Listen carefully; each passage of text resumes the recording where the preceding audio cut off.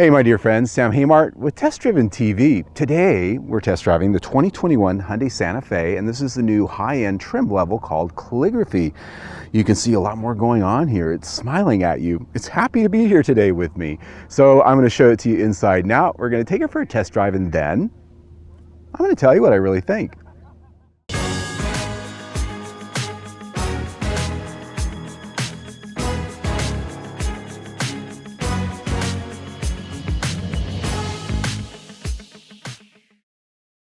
For 2021, Hyundai redesigned their Santa Fe. Now, it's not an all-new vehicle, but they made a lot of changes that really make it look like one.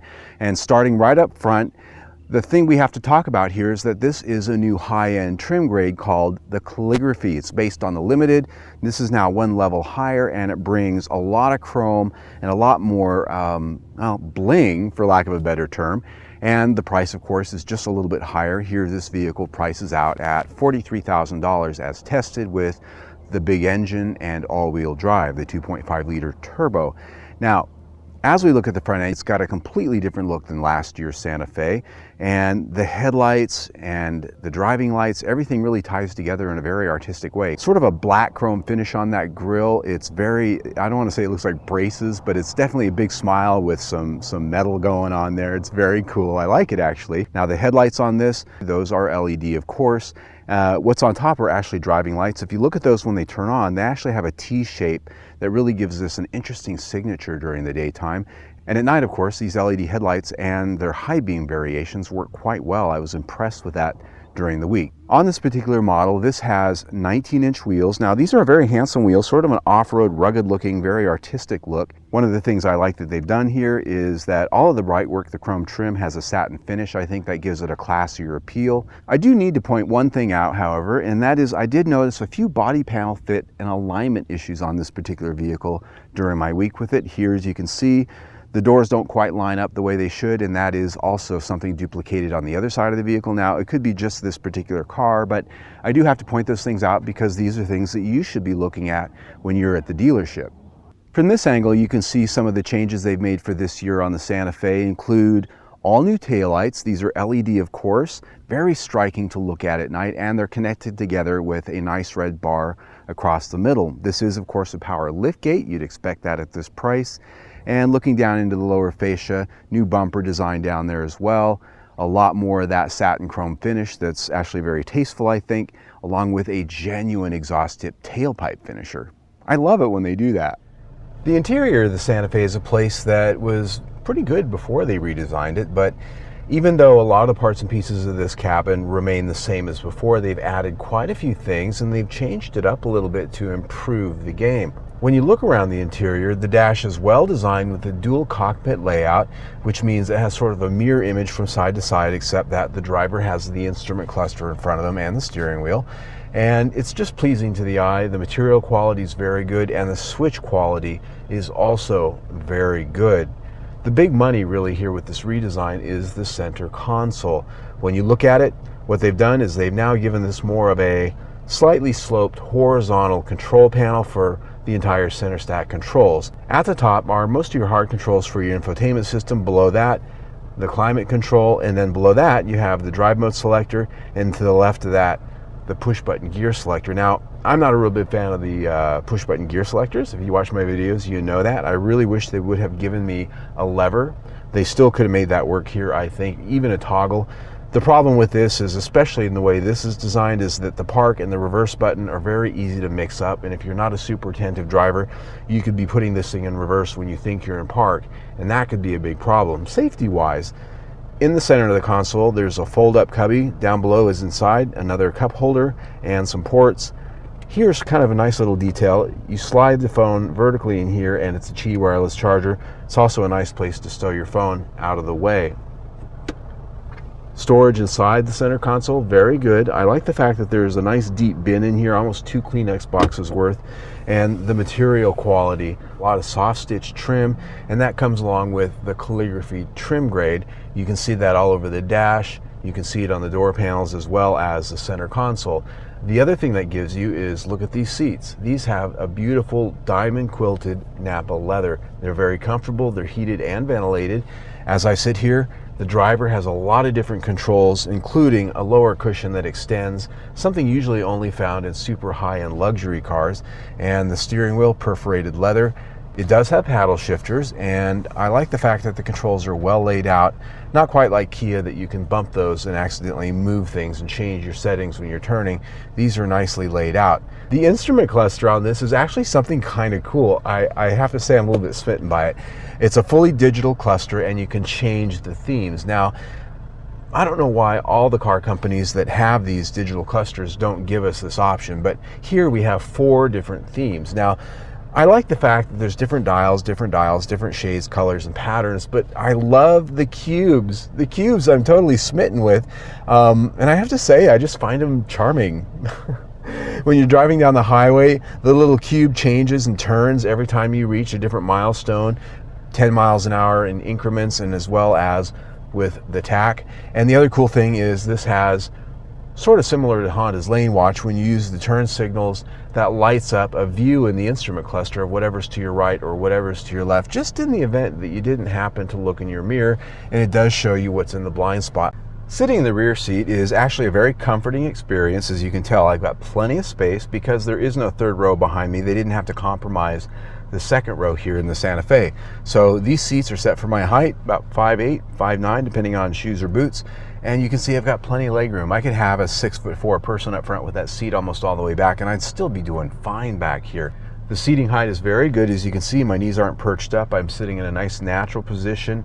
And even though these seats aren't super soft and they don't hold you so much, they're a little bit on the flat side, I wouldn't call them uncomfortable. You can also adjust the back rake in a 60-40 split, and this does seat 3 across. Amenities in the back are pretty good. I've got vents expected here when it's 114 degrees outside, and lots of ports down at the bottom. 2 USB ports and a 115 volt AC outlet. That's great for a laptop or other cool things that you're going to plug in back here.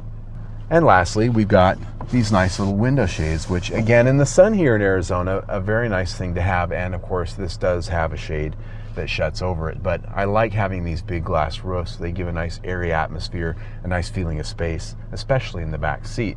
Now these seats, they do fold down in a 60-40 split, giving a nice flat load floor. Look at that, nice big load floor. And underneath that load floor is more storage, because there's not a third row seat back there taking up a lot of that floor space. They're able to do a few things. What's not there is a spare tire. At least on this particular model, they've given us a fix-a-flat kit, which for an SUV that you're going to take out in the wild, not so good.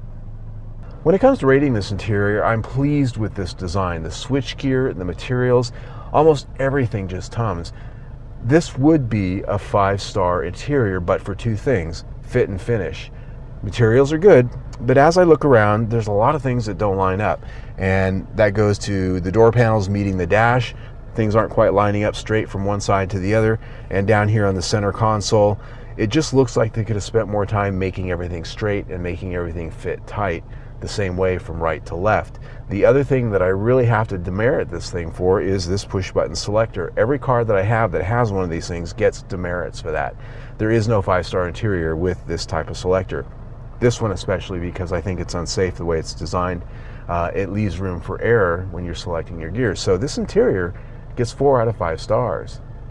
Now we have to talk about the infotainment system. For 2021, they've given this a larger screen, especially here on the high-end models, a great Harman Kardon audio system. The audio quality is absolutely amazing, no problem there. The feature content here, absolutely amazing. There's a 360-degree camera that works exceptionally well. The graphics are great, and when you look at the graphics on this screen, they're actually quite charming, just like the instrument cluster. I love the numbered tubes for your radio selection, and when you go around and look at the different elements that you can have, everything's very crisp. The visibility is very good, except for when you have glare on there and it isn't shrouded, so that does happen occasionally. Also, this does have full hard controls, volume knob, tuning knob, and you've got buttons across it that allow you to quick select a lot of the things you would hunt and peck through the menu to get to. The big problem I have with this, just like many of the other Hyundai vehicles out there, Kia too, is this refuses to stay where you left it. Every time you shut the car off, it goes back to a home screen that displays nothing. Nothing useful whatsoever. Every time you get in the car, you have to go back and set this to the screen you want to see. It doesn't stay there. This is a radio to me, right? I like to put it on radio. I want to see my stations. I want to see my presets. I want to set them easily. This doesn't let me do that. Setting presets on this is one of the most difficult systems I've ever used. It just doesn't work intuitively. When it comes to rating it, there's two issues that keep this from being a 5-star system, just like this interior that is otherwise perfect, but for a few things. The controls, the menu layout, using this thing, the fact that it will not stay where you put it drives me bonkers. And so I have to mark it down for that, as well as the fact that the visibility just isn't that good in the right sunlight. So infotainment system comes in at 4 out of 5 stars. All right, my friends, let's take a drive. The first question I always like to ask is, how does it go?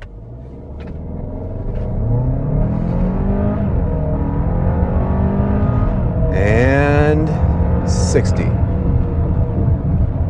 Now, the first thing you might have noticed is there's quite a delay from the moment that you sink the pedal until this thing actually decides to, actually make this thing move. And it has nothing to do with the horsepower this has. It has to do with the drive-by-wire throttle and the transmission, but I'm getting ahead of myself. What this has under the hood is new for this year, a 2.5-liter turbocharged 4-cylinder engine.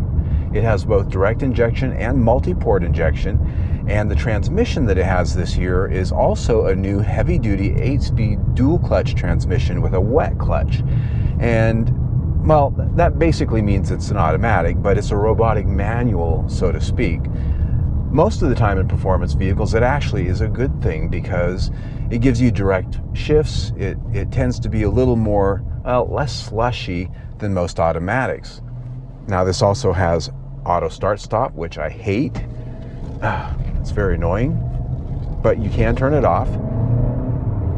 The good news is that this engine around town does have plenty of pep, plenty of power, 277 horsepower, 310 pound-feet of torque. And that's actually pretty good in this class. And when you actually ask for it, it delivers it pretty quick. Woo! It'll get you a speeding ticket. And other than taking off from a stop, this transmission does a pretty good job of delivering quick shifts that are direct and, well, they get with the program. It's just about when you're taking off from a stop and you ask for urgency, you're not always going to get it, to the point that you ought to be careful pulling out in front of moving traffic. Sometimes the delay is that bad. That said, one of the reasons that this transmission and the auto start-stop system exist is for fuel economy. Now, this is rated at 21 city, 28 highway, and 24 mpg combined. Didn't quite get there this week. I ended up with about 21 mpg combined in both city and highway driving. Not quite up to where we want to be in terms of what's promised. So while this powertrain does offer some pretty snappy power, it's fun to drive, it still has a little bit of a jinky transmission, and it's not the most fuel efficient option that's in this class. So powertrain gets 4 out of 5 stars. In terms of ride and handling, they've done a few things for 2021. They've made the body a little more solid with more high-strength steel, and they've also tweaked a few things, including the brake power booster. One of the reasons they've done that is to make the brakes require less pedal effort when you go to stop. Now, actually what I found this week is they tend to be a little bit touchy around town. When you hit them, they tend to be grabby, and that's never a bad thing. It just takes some getting used to. So they did achieve their goal in creating brakes that require less pedal effort. Now you have something that's just a little bit touchier than most. But when it comes to ride and handling, this actually has a nice compromised setting when it comes to the suspension. It's stiff enough and it's sharp enough to give you confident handling. I found it to have a nice sporty feel, yet the ride is still compliant enough that out at speed on the highway you do get just a little bit of float, which means this thing doesn't beat you to death with a ride that's too stiff. Roll stiffness from side to side tends to be pretty good, a little bit better than average, and the steering feel, it has nice light steering, which makes it comfortable around town, yet it still feels direct enough to give you a nice sense of direction going down the highway. But this is an SUV. I like to take these out in the dirt and see how they handle on the desert washboard road. Out here I get to see if this thing's actually put together pretty well in the places that we can't see. And that means, is the chassis well bolted together? Is it solid? Does the suspension tuning handle things like rhythmic vibration? Especially with this washboard road, that is something that can make even some of the best put together, the most expensive vehicles feel like a big POS. Nobody likes a POS. So what I'm finding out here is that this is indeed a crossover SUV that you can bring out here into the dirt, take it camping, go on a washboard road, a farm road, and it's going to give you the same confidence level and the same satisfaction level in terms of its refinement and its handling as it does on the pavement. And that's a great thing. That's not something we find everywhere we look. And so basically what that means tangibly is that I'm not getting any shuddering in the suspension, no rattling in the suspension, no rattling or looseness in the steering that sometimes comes with this rougher vibrating surface. One thing I am getting just a little bit of is some rattling in the dash, a little bit of vibration, but you know, that does happen occasionally, but it's not terrible. It's not like some vehicles where, oh, this thing's really not put together well. Not the case here. I'm pretty impressed overall. And the handling out here, because of this light steering and the way this is tuned, and the fact I think that we've got these 19-inch wheels instead of the 20s, this is actually quite a pleasure to drive out here on the washboard road. So when it comes to rating the chassis, I rate it pretty well. We get 4.5 out of 5 stars. Okay, my friends, now it's time to talk about value and how does this compare to some of the things you can look at in the marketplace against it. First thing is, this is a 2-row crossover, not a 3-row. It's large like a 3-row, but Hyundai actually offers that 7-passenger seating 3-row configuration up in their larger Palisade. Here, we have a vehicle that's nearly the size of many of those other 3-rows you can compare it to. Now, $43,000 is tested. We're virtually fully loaded, and I think it's a lot of value for the money. The short story, right? A lot of features inside and out, a lot of appeal, 43 grand. You can spend a lot more on the competitors, believe me. And what this does offer is one of the longest warranties in the business, 10 years, 100,000 mile powertrain, 550 when it comes to bumper. And some of the competitors don't even reach that 550 mark for everything. So that's pretty important, I think, especially when you're spending this kind of money. Now, I will point out the one thing when it comes to quality, we talked about some of the areas of the interior where the fit and finish wasn't quite there, though the material's quite good. The exterior, I did notice some body fit and alignment issues here and there as well. Now, this could be an early production model, but I do always like to point those things out. But that said, overall, I'm very impressed with this vehicle. It's very appealing and it's comfortable, it's fun to drive, and it does just offer a lot for the money. I think that's, again, the short story here.